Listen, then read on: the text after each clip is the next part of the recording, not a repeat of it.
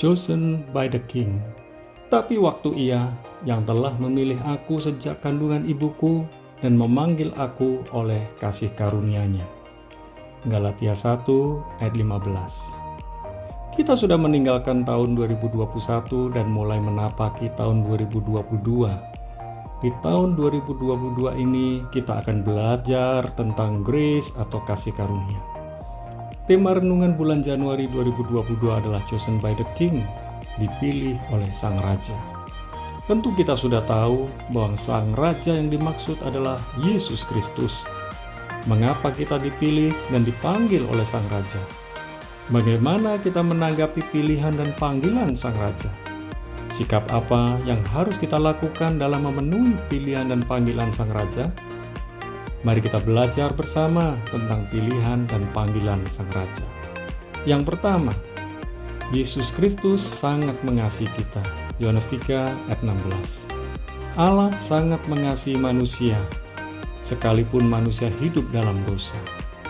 Oleh sebab itu, Ia utus Yesus Kristus datang ke dunia agar setiap orang yang menerima dan percaya Yesus Kristus tidak binasa, namun memperoleh kehidupan kekal. Jangan sia-siakan kesempatan untuk menerima dan percaya Yesus Kristus. Jangan pula meninggalkan Yesus Kristus untuk segala sesuatu yang tidak kekal. Sudahkah Anda benar-benar mengasihi Yesus Kristus?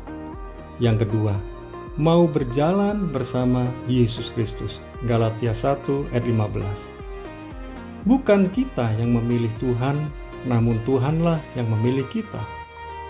Bahkan sebelum kita dilahirkan, Tuhan sudah memilih kita. Tuhan memilih dan memanggil kita sesuai kasih karunia-Nya yang diberikan kepada kita. Setiap orang mengalami dan menikmati kasih karunia-Nya secara khusus dan istimewa. Jika kita hari ini masih ada, semua itu karena kasih karunia-Nya semata-mata. Dalam Roma 8 ayat 29-30, kita dapat belajar bahwa kita dipilih, ditentukan, dipanggil, dibenarkan, dan dimuliakan oleh Tuhan. Sungguh betapa berharganya kasih karunia-Nya atas hidup kita. Jangan pernah sia-siakan kasih karunia Tuhan atas hidup kita. Maukah Anda berjalan bersama Yesus Kristus setiap hari?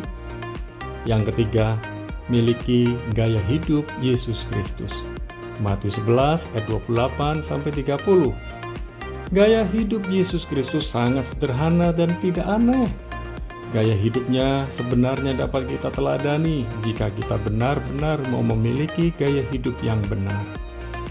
Yesus Kristus itu lemah lembut dan rendah hati. Mari kita belajar darinya. Dia juga selalu mengucap berkat dan syukur sebelum melakukan mujizat. Bagi Anda yang setiap hari membutuhkan mujizat, jangan lupa mengucap berkat dan syukur setiap hari. Sudahkah kita belajar mengikuti teladan gaya hidup Yesus Kristus? Mari kita yang sudah dipilih dan dipanggil oleh Sang Raja, hidup dalam rencana dan kehendak-Nya setiap hari. Jangan pernah sia-siakan pilihan dan panggilan Sang Raja dalam kehidupan kita.